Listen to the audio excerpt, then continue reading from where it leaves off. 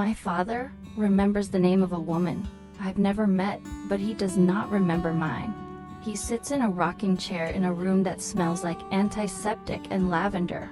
And when I walk in carrying the same canvas bag with the same sweater, the same cookies, the same photo album, he looks at me with kind confusion. "Hey there," he says, that polite tone he used on strangers at the hardware store. "You visiting someone today?"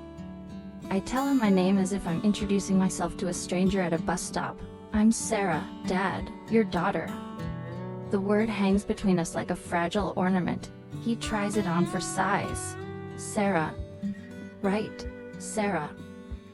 For a moment I think I see a flicker behind his eyes, something rising toward the surface, and then Dorothy, the caregiver with tired feet and gentle hands, walks by.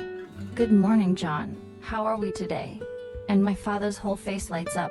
"Eleanor," he says, full and clear. "I owe you that desk I promised to build." He doesn't know his daughter, but he remembers Eleanor, her name, her desk, her promise. And I stand there holding a lukewarm cup of coffee, feeling something in my chest break open. This is the story of how I learned that sometimes love outlives the labels we put on it. That a parent can forget your name and still remember how to love. Hi, and welcome back to Midlife Moments. If you've ever stood outside a nursing home door or the bedroom at the end of the hallway, and taken a breath because you didn't know which version of your parent you were about to meet, this is for you.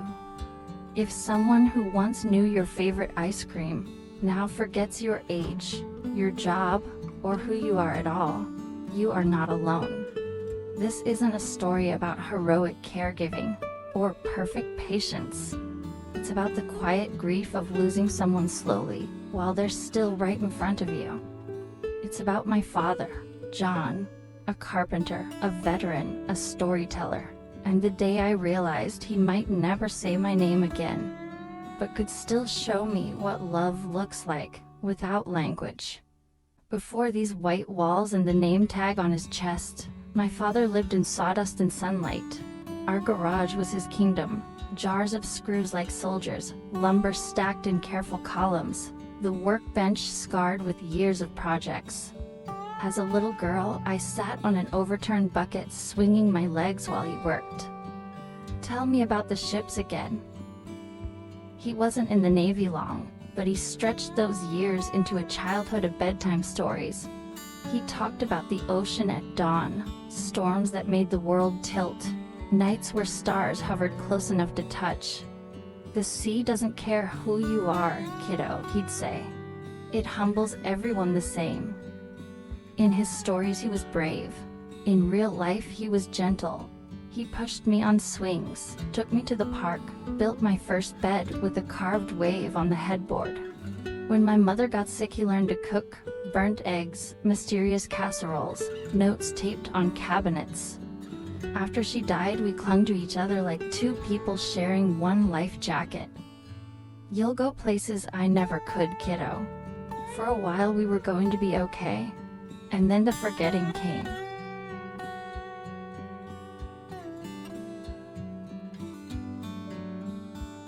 It didn't start with my name, it started with little things, lost tools, forgotten groceries, stories repeated 3 times over dinner. We made jokes, blamed it on lack of sleep, but the list grew. The stove left on, medication forgotten, dates mixed up. The first time he forgot my name I was slicing tomatoes. He stood in the doorway.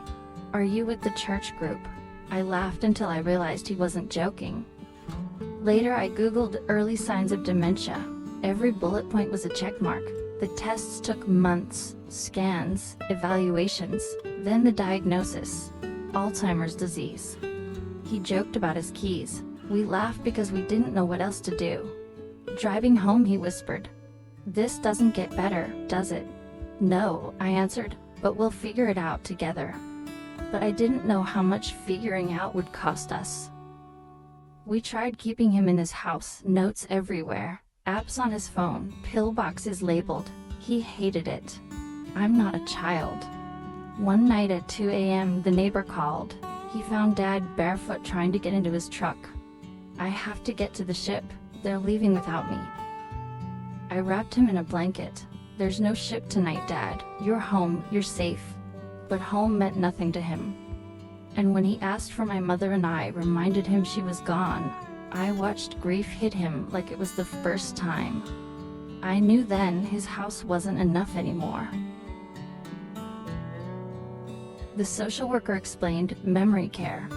All I heard was, "You can't keep doing this alone." I had a job, bills, and exhausted mind. When I found him calling my mother, the lady from the store, something broke in me. Moving day came. He wore his good shirt. "This is a nice hotel," he said. I signed papers as responsible party. The words felt too heavy. When I left, he asked, "What did you say your name was again?" In the car I whispered, "I'm Sarah, your daughter," as if the universe might give the memory back. Visiting became a rhythm. Saturdays, sometimes Wednesdays, coffee, cookies, photo albums. Some days he was quiet, some days he told the same story 3 times in a row. Sometimes I was the nurse, sometimes the neighbor, sometimes a stranger. The more I pushed him to remember, the more frustrated he got. A nurse told me, "Try to meet him where he is, not where you wish he was." So I learned to enter his world. If he thought we were on a ship, I asked about the water. If he thought my mother was nearby, I didn't correct him. It felt like lying, but also like mercy. Then came the day with Dorothy, and the name he remembered that wasn't mine. A rainy fall morning, 3 hours of sleep, bad coffee. He greeted me like a polite stranger. "You young folks." I was 43. We walked in the courtyard, and then Dorothy appeared. In an instant he lit up. "Eleanor," he said, clearer than he'd said anything all month. "The desk I promised you." I stood there, heart cracking open. He remembered her, not me. A promise to her, not the years I'd given him. But in that moment he was himself again. The carpenter, the man who kept his word, the man who taught me that good work takes time. Just not with me. He told me again, "I have to finish that desk. A promise is a promise." I wanted to scream, "What about your promises to me?" But it wasn't fair. The disease was the thief, so I stepped into his story.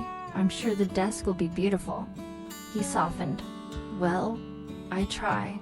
As Dorothy walked away, she gave me a look that said, "I know this hurts." We walked slowly. He asked if I had family. I said yes. He nodded, satisfied. Before I left, he said, "Thanks for the walk, sweetheart." And strangely, it didn't hurt. It wasn't my name, but it was something. Sometimes love is the language someone has left. The next day I returned. He smiled. "There she is. No name, but welcome."